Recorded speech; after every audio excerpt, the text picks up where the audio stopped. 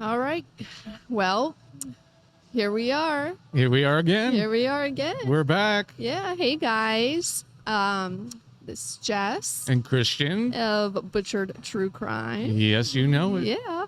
And we're at the beautiful Hakuna Matata, who allowed us to use their pretty freaking awesome recording space here. Loving this setup. Yeah. Loving this setup. I love it so much. I do too. And they have a beautiful bar. They have so many fun events going on every week. So we will make sure to tag their Instagram. So make sure to follow their Instagram and check them out. They got amazing kava, amazing drinks, and just a really cool vibe and experience and bar and everything here. They totally do. And the owners, Danielle and Blake, are awesome people. Yeah, they're amazing. Smooth product. And I heard their open mic nights are off the chain. I know. So I heard they're so fun. we got to check it out. Yeah, absolutely. Yeah. And we might be doing a watch party for this one as well. Yep. So after it's recorded and edited, we might revisit the place again and watch it with all our friends. Yeah, all our friends. All our friends. Yeah. But thank you to both of you and Yes. Hakuna Matata for allowing us to film here today. Yes, we appreciate you guys so much. We do. Yes. So this week it's a very well knower, unfortunately. Yeah, And, this is somebody that a lot of people have been asking about for sure. And it gives the heebie-jeebies and creepies all over. And that is Jeffrey freaking Dahmer. Jeffrey Dahmer we're doing. He hungry. He hungry, real hungry. Jeffrey Dahmer, the people Dahmer. The Dahmer. Yeah. Oh, jeez. Not that it's funny, but you got to make light of certain You do. I mean, especially subjects. when we're researching this stuff all the time, kind of sometimes sorry, I'm struggling to get my jacket off here, but you get like into a dark headspace sometimes. You kind of have to like pull away. Like I've had to take moments of just being like, okay, let's step away from all the murder for a little while, Right. watch some happy stuff or read a happy book, and then dive back into it because I love true crime too. So I do too. just can't get away from And it it's too long. necessary for your own mental health to sometimes step away from it when you're studying so much and Yeah. researching so much about Yeah, you can only take so much death. somebody that did so much gruesome stuff. And this guy, I mean, it's just But he's well known. Yeah. And you all wanted to hear it, so we're all bringing it to we're you. bringing it to you. So I'm going to start off. Yeah, let's just jump right into it. We're going to jump right into it and tell you a little bit about Jeffrey Dahmer's past and his upbringing. Jeffrey Dahmer was born May 21st, 1960, to the parents of Lionel, who was a research chemist, and he would be studying chemistry, you'll see as we go along in the story, to become a legit chemist. And his mother was Joyce, who did Telecommunication or teleprompting. Telemachine. She was a telemachine instructor. Which to me, at first I was just like, whatever the fuck that was. Right. But then you researched it and found that it was. It's basically like, from my understanding, like an old school fax machine, Right. but done on a typewriter. Yeah. To send messages. Right. So that was my take on it. So this is, quite a few decades ago. Oh, yes. So yeah, that's what I gathered from that information. A little antiquated equipment. I thought you were gonna say antiquated. Same shit, right? Shit, yeah. Same shit. But they grew up in he grew up in Milwaukee, Wisconsin, and he was kind of like a funny kid when he was younger. He was like the ham, like he liked to play jokes and laugh. And Oh my god, and he was so cute too. He was adorable. That just little blonde hair boy. Just who would have known? Who would have frickin' ever known? But I guess, I mean, kids are all just kids at one point, and then something changes, which I think what is that word? I'm having a brain fart here. A common thing that we see with these serial killers is their childhoods are usually crap. Yeah, I mean, there's a theme in all of them. Yeah. Yeah, and this was no exception. Yeah.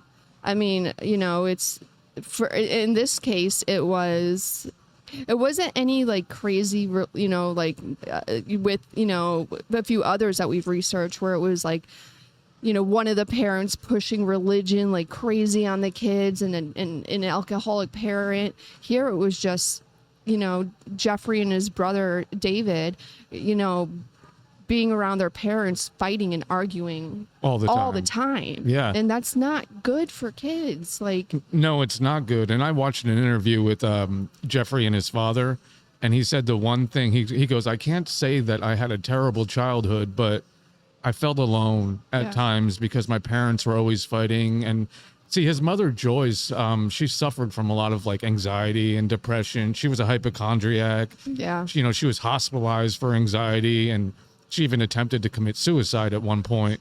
So, right. The home life was not great. And so they were living in Wisconsin, and they decided to move to Ohio. And then they moved to another place from Ohio, to Bath Township, Ohio. Yeah.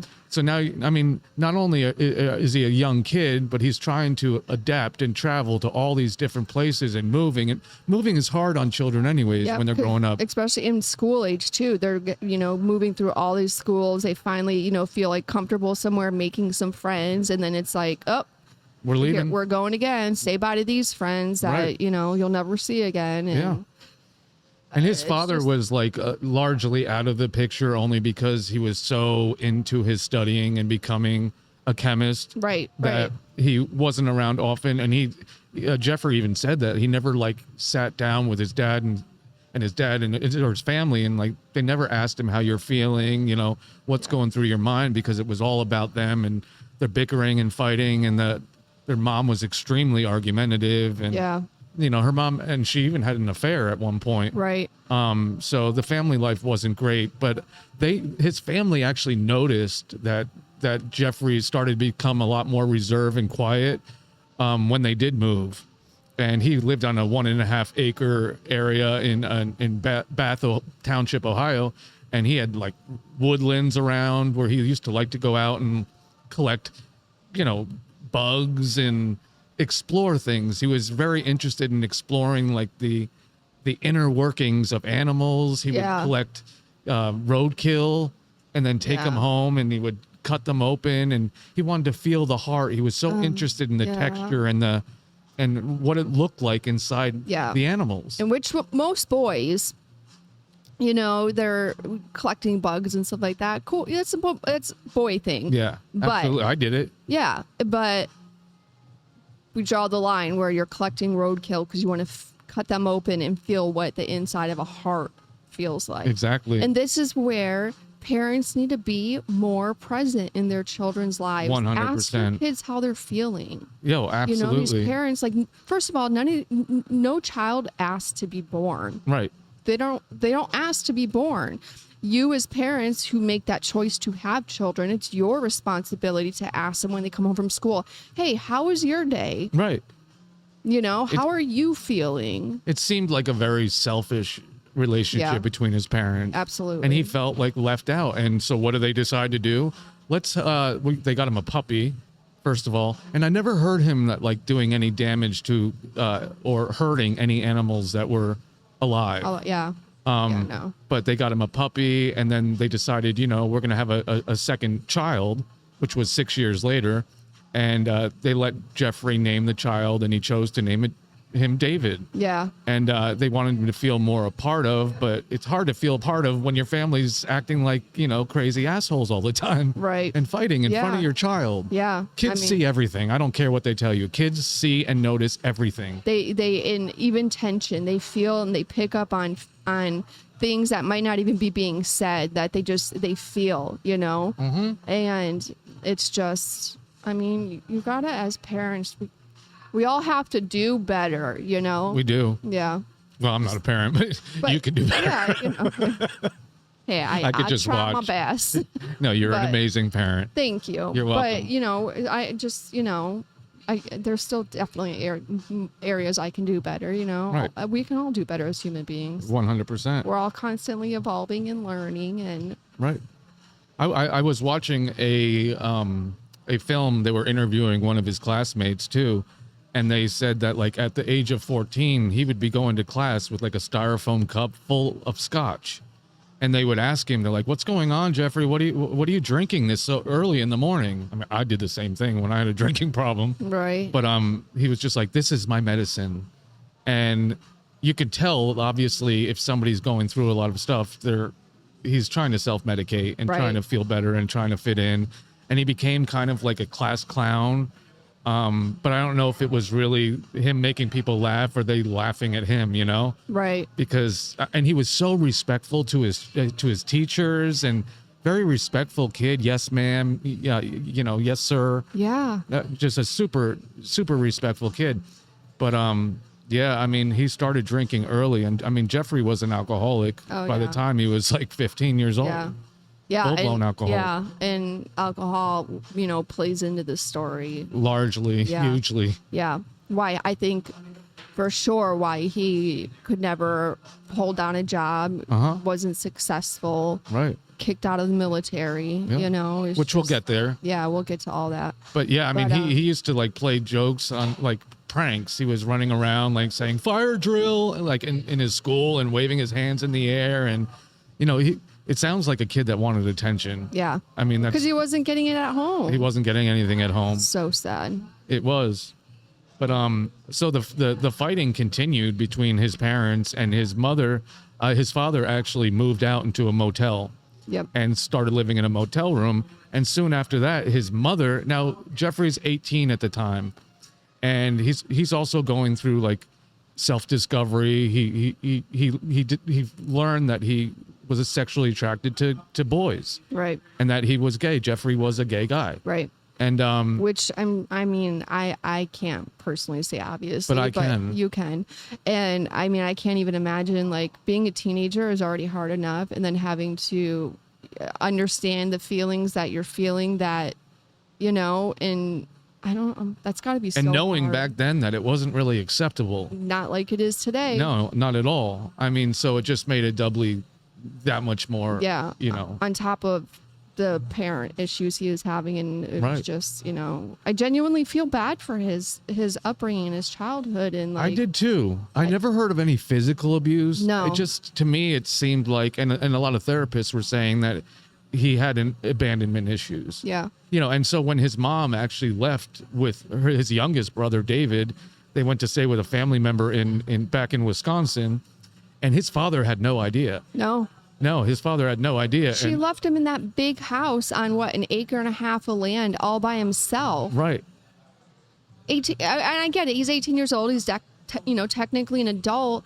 But did you even ask him, "Hey, Jeff, you want to come with us?" Or it was basically sounded like he, you know, allegedly, you know, it sounded like he was just kind of like left there, like, "Hey, I'm taking your brother. We're leaving. Here's the house." Like abandoned. Yeah. And that was the issues the therapist Yep. kept pointing out. Yeah.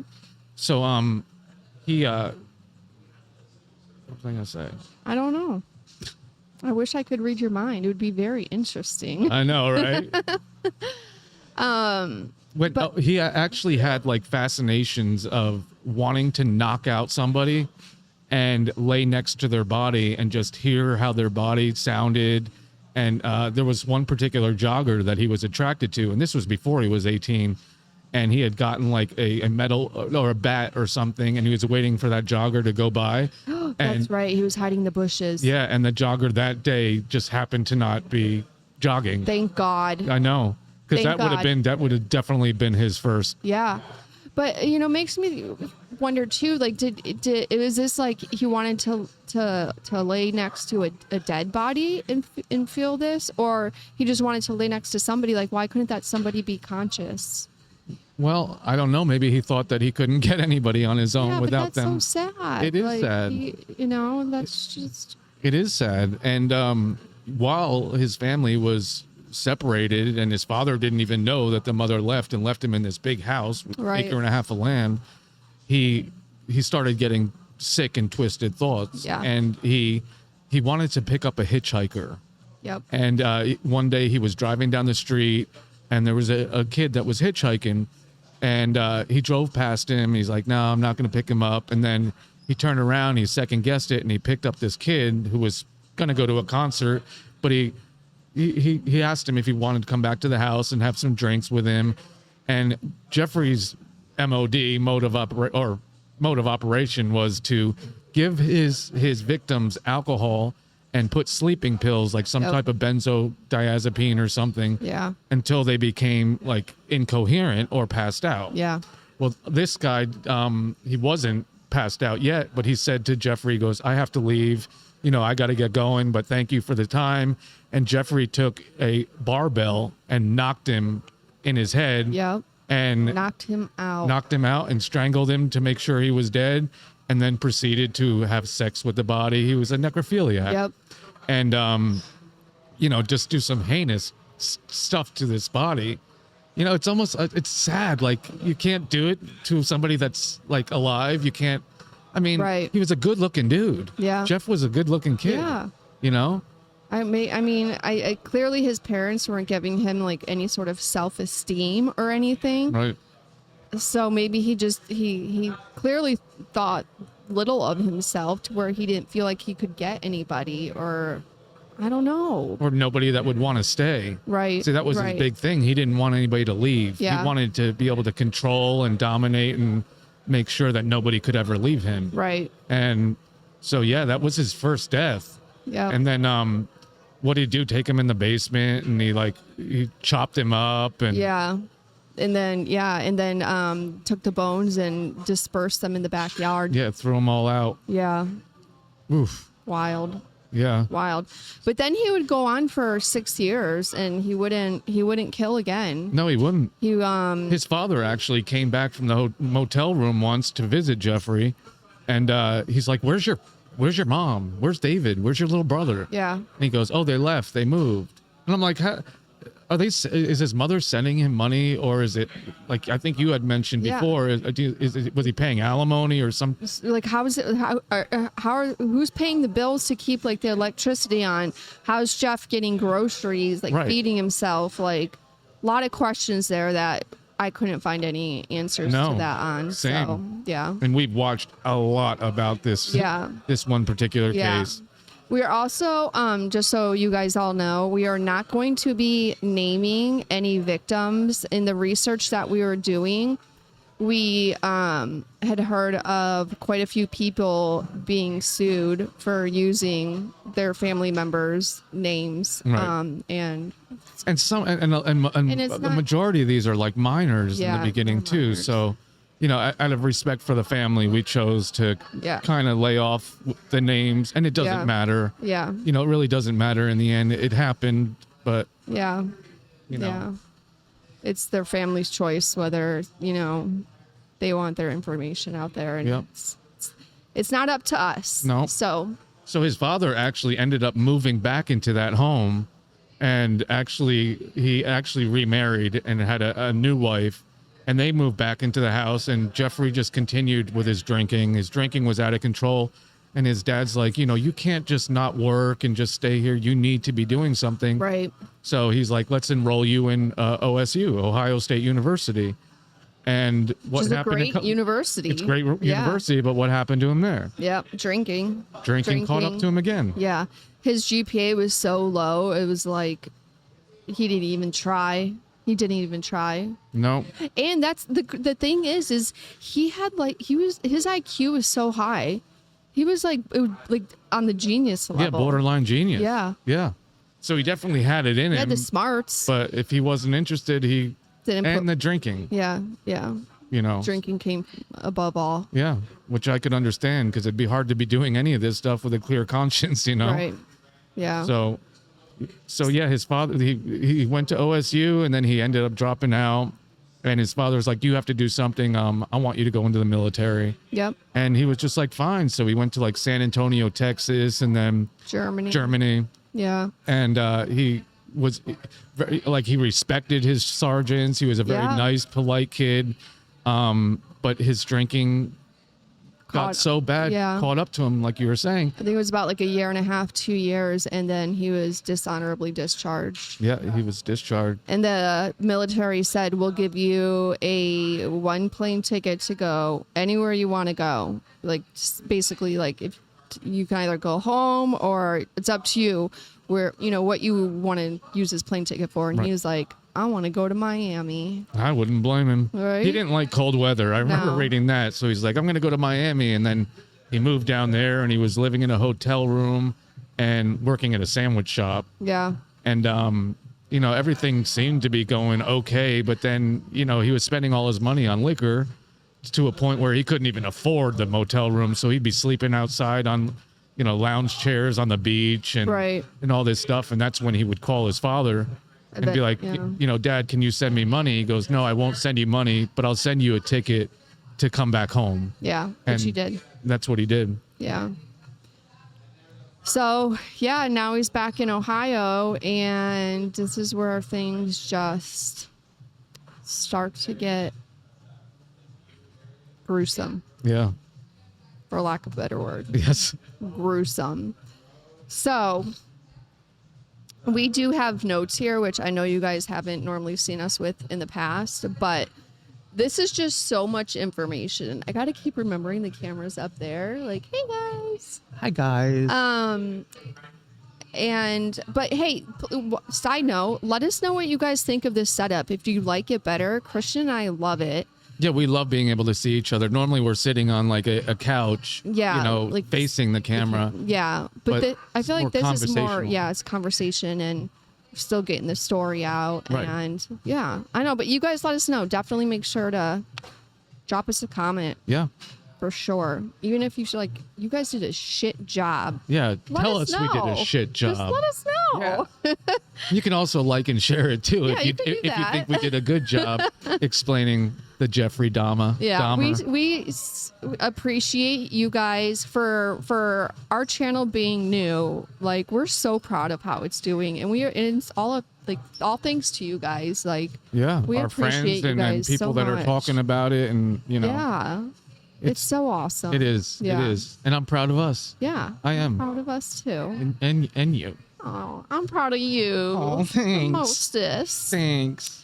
Okay, so let's see what we're going to dive into next here. Well, we could talk about how his stepmom, his new stepmom, decided that, he can't stay in this house anymore, doing nothing, drinking all day. Right. So we're going to ship him back to his grandmother's house, which is his father's mother. Right. And let her deal with him for a while. Which Jeffrey loved his grandmother. Yes. He would do, he was going to church with her every Sunday. He stopped drinking. She would ask him to do things around the house. He would jump up and do it for her. He adored that woman. Oh, he did. Probably because it's like the first time he's ever felt like love, this need, like somebody needs me and like genuinely cares about me and asks me how I'm doing. Right. And, yeah, which is so sad. So he would be staying with her for a little while, and of course he's still having those sexual urges and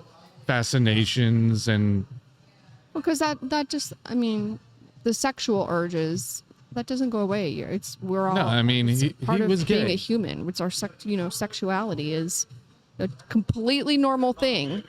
It is nothing to be ashamed of. Right. But the urges that you shouldn't be having are the need to rip things open and feel their insides. Yeah, I know. That's where we draw the line here. That's where I draw the line. And he would put things in formaldehyde to preserve them. Yeah. And like, he was just fascinated. And, his dad even like helped him, right? Right. Like bleaching the bones and stuff. Yeah. Well, Jeff came to him and was like, hey, Dad, like, how would you, because he had like chicken bones. And he was like, how would I like be able to, get all the meat off and preserve these bones? And his dad was like, oh my God, this is like, I'm a chemist. I know how to do this. And he's asking me, it's like father-son bonding. Right. And he showed him how to do it. And he was like all happy.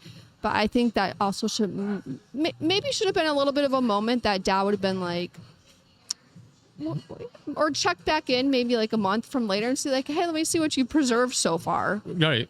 Because, Or maybe, my son's getting a little too interested in this stuff. Yeah. So, yeah, he continued to live with his grandmother. He stole a male mannequin from a store, and he would keep it in his closet and bring it out to ejaculate on it, to have sex with this mannequin. Yeah. And his grandmother actually ended up finding the mannequin in the closet and like insisted that he got rid of it. Yeah, because that's creepy. Yeah, it is creepy. Yeah. So, he did. And then at the same time, while this is going on, he was a good kid for a little while with his grandmother, but then he discovered the bathhouses and the gay scene and the gay bars. Yeah. And I think that's really what, Yep. I mean, he went way over the edge once that happened. Yeah. Because his next victim would be somebody that he would, you want to tell him what he would do at the bathhouses? Well, at the bathhouses, he was drugging them. Yeah. Basically the same thing, the sleeping pills and all that. And he got away with it for so long, but then eventually they got caught and they kicked him out. And but he was, getting guys from there too. Yeah, I think I heard one of them was like in the hospital for 2 weeks after he was drugged. But I mean, he had done it to several guys because he just wanted to lay down next to them and listen to them and hold them and feel them. And right, it's strange obsession. Yeah, because like you said before, he was like a good-looking guy. Like he was, and he could have easily gotten a boyfriend and like been able to feel all that. Right, and it's like. But he ended up so he met somebody at a gay bar, and he's like, let's go back to a hotel room. I'll buy a room for the night. And the guy agrees, and they're going and they're hanging out, and of course Jeffrey is slipping him drugs in his drink, and he's drinking, and he's starting to pass out, and then Jeffrey has no recollection of this night. Even in all the interviews that I watched, the next morning, Jeffrey said his arms were all bruised up. And the guy that he had taken home had a big bruise on his chest and blood coming out of his mouth. And he was like leaning over the side of the bed. He had like massive bruising on his chest. And Jeff's like, I know that I killed him, but I don't remember it. And now you'll learn later on as we discuss this that he's very forthcoming about what he did. Oh, yeah. So I actually kind of believe that he didn't remember. Yeah. Well, I saw an interview with a forensic psychologist who interviewed Jeff. And, for instance, in this case, the way she explained it makes sense. I'm sure we've all done this, where you drive home and you get in the driveway and you're like, oh my God, I don't even remember driving home. Right. And this was an example she used. She's like, everybody has done it. She's like, it's not because we're impaired or anything like that, like stone cold sober, everything, but you're just like, it's just like you get so used to it or whatever. Yeah. But the point I'm trying to make here is she's like, stuff like that is done in your subconscious. Right. And for like, in this case, in this murder, when he woke up the next morning and he had bruises all over his arms and bruises all over his chest, and he's like, I don't even remember doing it. Right. She's like, stuff like that for Jeff, it was all done in his subconscious. Yeah. He wasn't conscious of what he was doing in that moment. And I'm not saying using it as an excuse, but it helps me understand it more. And do you know exactly what the psychologist or therapist had diagnosed him with?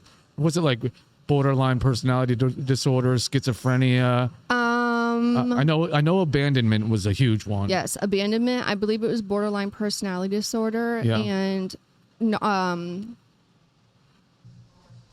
right. We're back. We back. So while we were taking a quick break, Jess was just researching a little bit more about what he was actually diagnosed with. Yes, and how did I lose one?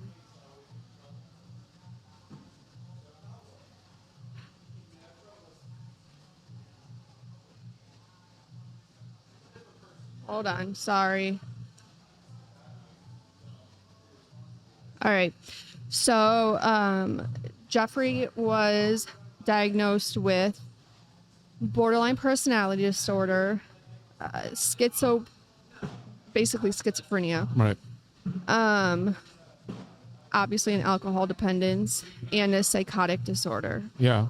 So. He had a handful of issues, diagnoses. Yeah, for sure. So he would continue to go to the gay bars, and he would ask. He had a.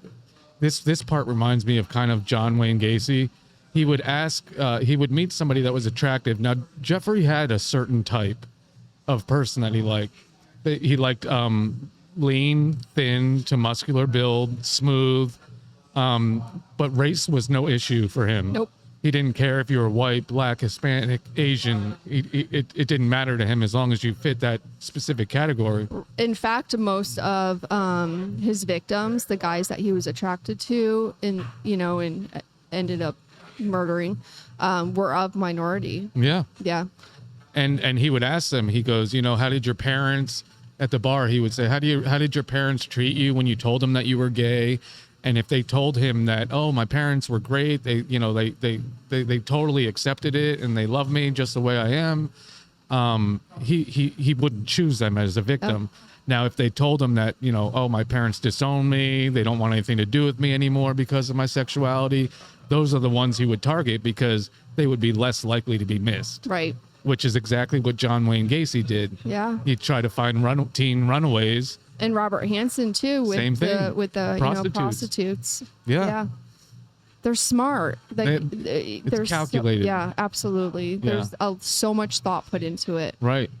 But and one day he met what was it, a 14-year-old or something, Yeah. and he offered him like $50, to take pictures or Polaroids of him, and I guess he brought him back to his grandmother's house, and he again did the same method of operation. You drugged him, and that's when he first tried to do the brain thing there? No, I don't think that was until just like a few more victims down the road here. Right. Yeah. But he would actually end up strangling and killing this kid, and proceeded to have sex with him for a week after his death. Yep. And this is at his grandmother's house. Yeah. And she started to smell stuff. She started to smell stuff, and there's a smell that goes along with a decomposing body. And because Jeff was staying in the basement at her house. Right. I don't know if we've said that already, but she was elderly, so she would never, because of the stairs and stuff like that, could never like walk down there. So, but she would always like peek the door open, and that's when she started to like smell stuff, Yeah. And eventually, ended up kicking Jeff out. Yeah. Because of that. And then he would move to a low-income apartment. Right. And now he's got free reign to do anything. What was he working at the time at a chocolate factory? Chocolate factory, yeah. Yeah, he was working at a chocolate factory, and then in his spare time is when he would go to the bathhouses he got kicked out of the bathhouses, but he would be going to the gay clubs and targeting his victims. Yeah. Yep. And a lot of them were like 14 years old, 15 years old, and once he had his own apartment, it started to get it got so much worse. It got a lot worse. Yeah. And he would pick up a 14-year-old kid. Do you want to tell the story about like how the one kid that tried to get away? Yes. Because that's when So because there's so many victims, we obviously can't get into and tell every single one of their stories. But eventually, Jeff, with his victims, he starts to, he basically wanted to then like make his own zombies. Yes. That would do anything he would say on his command. Right. So his way of thinking he could do this would be to drill a hole through their skull into their brain while they were alive, drugged heavily, but they're still alive, and then proceed to pour acid into the hole. Right. And so with this, young child, because it's a child, he's 14 years old. Right. He actually ended up getting away from Jeff, Yeah, I guess Jeff had like ran out of like booze or something and wanted to run to the liquor store. Right. And he thought this kid's just going to be passed out. He's not going to, go anywhere. He's got a freaking hole in his head. He probably, Yeah, but so Jeff goes to the store and this child gets away, and mind you, he's naked from the waist down. Yep. Like bleeding. Right. Bleeding from his rectal area. Yeah. And from basically being raped, not basically, from being raped. Right. And and one of his neighbors. Right. A woman was able to flag you found the child, called the police. The police ended up coming out there. Right. And as the police are trying to talk to this boy who didn't speak English. No, he was from Laos, so he didn't even speak English. Couldn't even, speak English, nothing. Jeff is walking back from the liquor store and goes over and is like, oh, yeah, this is my lover. Right. Here, I pulled pictures of him out of, of them together out of his pocket.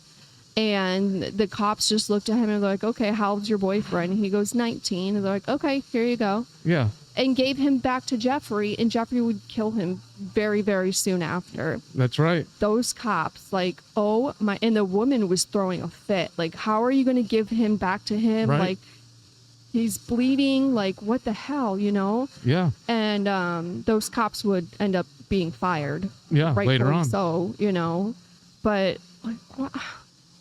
It's crazy how, and now we're talking, several decades back. So, minorities weren't given the same kind of treatment as, a normal person would, or a white person, I should say. Right. And, and being gay was something that wasn't that accepted either. So they're just like, oh, they just chalked it up to a lover's quarrel. Right. And let him go back into Jeffrey's house. Yeah. And then after the cops left the scene, they were radioing back to their dispatcher, and there's a recording of it. I heard it. And these cops are like, oh, it's just this, kid with his, gay boyfriend. And they were laughing. Right. He didn't have any pants on. There was blood. Yeah. Fucking sick. Oh, they should have been fucking hung. Yeah. Like, that shit pisses me off. I know. I mean, they're the reason why he's dead. Yeah. Yeah. Because the kid got away. Yep. And they sent him right back. And Yep. because of the language barrier and the kid not speaking English, he just, oh, my boyfriend's drunk, Yep. So he would, like you said, would go on to kill him. And he even got like a 57-gallon barrel with a vat of acid. And he would put his victims into it until all of their skin melted off and they were just left with the bones. Yep. And all the leftover skin and the material that came out, he would flush down the toilet or down the bathtub. Yeah. And then he would even cook people. Yeah. Yeah. He eventually got into some cannibalism there. And the neighbors are getting neighbors are complaining to the building management about foul smells coming from his apartment. And they never went up there to go look or anything. They would just call and be like, hey, Jeff, we're getting some complaints about some smells. And he would be like, oh, yeah, I had a fish tank and it stopped working. So all my fish died. And they would be like, okay, just clean it up. And then of course there was no fish tank. And, again, probably a week or two later, more calls coming in still. Right. They've never really stopped. And they called him again, Jeff, we're still getting complaints. He's like, oh, yeah, my fridge stopped working. So I got meat in there that went bad. Yeah, he had meat in there, all right, but it wasn't animal meat. No, it wasn't. And, and he just, and even they never went to go check. I know. I was watching a interview with one of his neighbors that lived across the apartment from him, and she's just like, God, it smelled like chitlins. And she's like, if you know what the smell of chitlins are like, that it's a pretty foul smell. And some of it even heard a sound of a chainsaw coming out of his apartment, and that's him hacking these people up after they're dead, and boiling them. He loves skulls. He loves skulls and penises. He would cut off, and he had a head and a penis in a box, this metal box, and tons of Polaroids. Of all of his victims. Yeah, tons of Polaroids. Wild. Yeah, it's just and that just makes me so upset because those two cops could have put an end to this.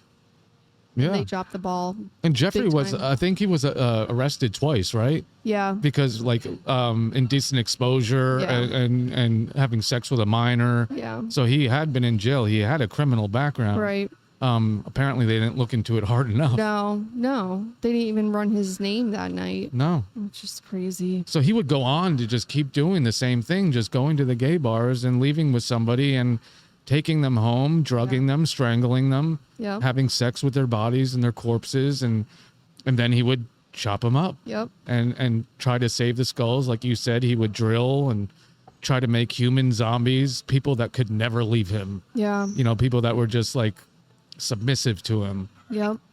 It's so sad. Sad. So sad. And he went on to kill what, 17 boys? Yep. 17 boys. Mm-hmm. Yeah. Crazy. They weren't all minors, but they were young still. Like, Right. They weren't, you know. They had their whole life ahead of them. Yep. You know, and he took it right from him. Yeah, he did. And if I know you watched a lot of the interviews. He's very like, he speaks in the same tone, no matter like, you can't show anger or happiness. He's just very like, very monotone. very. Yeah. So his last victim, you know, same thing, drugging him, hole in the brain.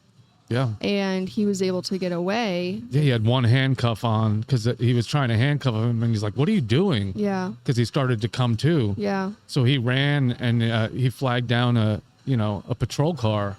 Who actually listened to him this time? You know, this cop actually listened this time. Right. And brought him back to Jeff's apartment, and that just started.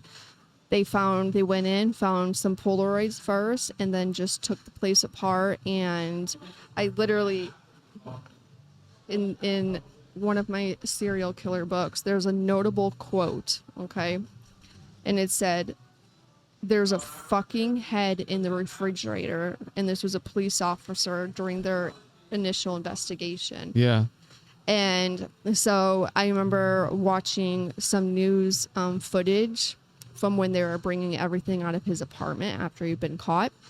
And for the first few hours, because of all the acid and fumes and chemicals and everything like that, they were in full on like hazmat suits. Yeah, gas masks, everything. Right. And they brought so much stuff out of that apartment, so many different body parts. People are watching. There's news there. I mean, Yeah. just boxes and boxes of, genital parts Yeah. and hands and Skulls heads and and- skulls. He was trying to make like a shrine Yeah. out of like all these skulls and such. Yeah. I mean, I actually have here. I can tell you exactly what they pulled from his home. Yeah. Yeah. So they came out with 4 severed heads, 7 skulls, blood drippings on a tray in the refrigerator, 2 human hearts, part of an arm muscle, a torso, a bag of organs and flesh, 2 whole skeletons, 2 hands, 2 penises that had been preserved, and a scalp. Is that it? Jeez. Oh, sorry. Oh, there's more. Yeah. 3 torsos in the drum and 74 photos of dismembered bodies. Yeah. That's all now.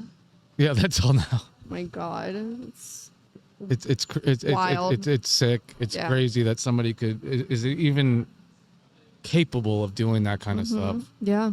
Yeah. But I mean, the gig was up. Yep. You He was know, caught. I mean, he even tried to somebody's thigh muscle. He was trying to eat their thigh muscle, but he found it too tough. Too chewy. So he'd get like a tenderizer and like he would eat their skin. He goes, because if I ate their skin, then they would be a part of me forever. And that was his mindset, Yeah. that they can't leave, that they will be staying with me Right. now. Right. But no, so he went to the police department and he full on confessed. Yeah. Yeah. He would spend the next 24 hours telling the police everything. Right. Everything. He was very honest about it. Oh, super honest. Yeah. They told him everything. And which actually brings me to another, this is a quote directly from Jeffrey Dahmer. "I couldn't find any meaning for my life when I was out there. I'm sure as hell not going to find it in here," talking about the Correctional Institute. "This is the grand finale of a life poorly spent. And the end result is just overwhelmingly depressing. It's just a sick, pathetic, wretched, miserable life story. That's all it is. How can it help anyone? I don't know." And then when he first got caught, there was another quote I have here from Jeffrey to his father, and it was, "I really, really screwed up this time," which is like. And it's so weird because his relationship with his father still remains strong. Like his father visited him like once a month. Yeah. And they didn't really talk about the murders except for this one interview that I watched. Yeah. But, you know, he never blamed it on his parents. He never said that, you know, it was my parents' fault that I became this way. You know, he thought of himself as like the devil. Yeah. Worse than the devil. Yeah. And he even said, I will do this again. Yep.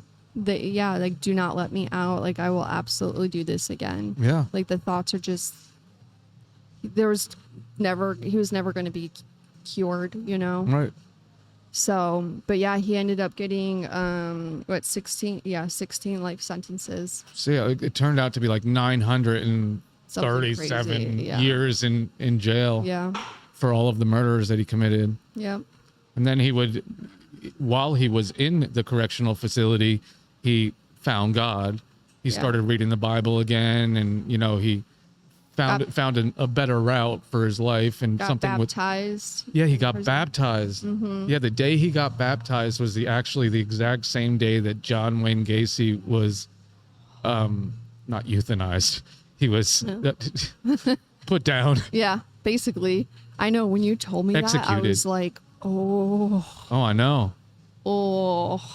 Yeah. So that's what happened with Jeff in jail. He started to get better as far as his mental health. He had, you know, a direction and God. Right. You know, and he believed Jesus Christ was God. Right. And one day while he and his friend Jesse, a fellow cellmate, they walked into the bathroom, and this other guy, Chris, he got a bar from like the gym area at the correctional facility. Yeah. And walked in there and bludgeoned both of them to death. And this guy Chris, I heard, thought of himself as like God. Yeah. So, you know, like a vigilante almost. Yeah, almost like Pedro. Yeah. Yeah. Well, they said that when a guard discovered both of them, Jeff, you know, they were both still alive. Right. In the ambulance, like, you know, near death, but Jeff would live for another hour and then he ended up dying. Right. And Jesse lived for a couple days and he died as well. Yeah. But so Jeff did it was like 2 years in prison. Yeah. On all those life sentences and died. And I saw like this really sad interview with his mom. Well, his dad would go on to write a book. Oh, I know. And I saw this really sad interview with his mom, and she said, and as like a mother, I feel it and I can understand it. She was like, you know, I understand like all the victims that my son killed and like their families having to go on and, you know, go on with their lives, never seeing their loved ones again and never being able to hear their loved ones' voices again, and them having to grieve their loved one. She's like, but like, I'm grieving my son as well. Yeah. And she's right, you know, like. And his father even said too, he's like, I love my son. Yeah. You know, yeah. He's my son. Yeah. I mean, he didn't condone anything he did, but I mean, yeah, he loved them. There's still love. Yeah. Yeah. It's their family members. Yeah. It's so sad. Yeah, that was our story of Jeffrey Dahmer. Jeffrey Dahmer. The one that y'all wanted to hear. Yeah, there it is. There You're welcome. Yeah, you're welcome. You're welcome. Let me see if Do you have any more trivia or fun facts about Mr. Dahmer? Let's see what I got here. His IQ was a 145.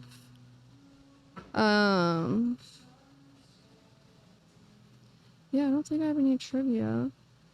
Oh, I have some more quotes by him. Yeah, I like the quotes. Yeah, me too. Okay, so I carried it too far, that's for sure. I've got to start eating at home more. That was one that he told his dad. Yeah, I saw he had visited his grandmother's house during Christmas time, and you know, his father was like, Jeff, you're looking good. You know, your grandmother told me you're all thin, but you're looking good. And he goes, well, you know, I don't eat that much. I mean, when I do, I just go to McDonald's. He goes, but I got to learn to, you know, cook more for myself. Yeah. Yeah, instead of people. Yeah, instead of people, not people, Jeff. Yeah, exactly. Here's a few more quotes. I made my fantasy life more powerful than my real one. Mm-hmm.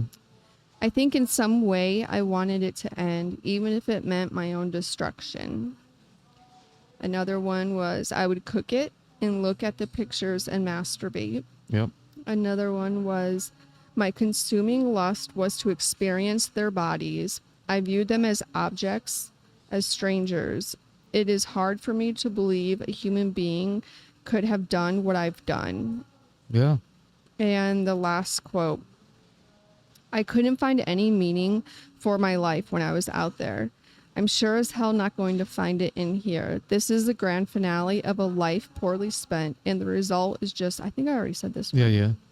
The result is just overwhelmingly depressing. It's just a sick, pathetic, wretched, miserable life story. That's all it is. How can it help anyone? I have no idea. No. Which that one right there, I was like, ugh. Yeah. But he took accountability and he totally did. Yeah. He totally did. He knew he did wrong, but you know, it was that compulsion, that lust and compulsion that he knew he would never be able to stop doing it. Right.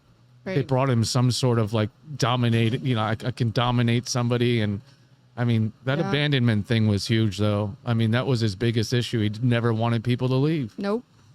And one way to keep somebody there is to kill them. Yeah.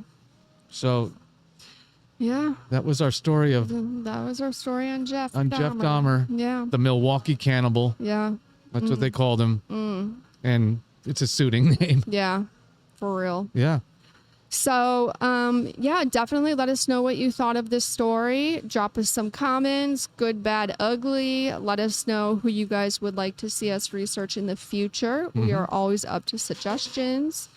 And please, please, please like and subscribe this video.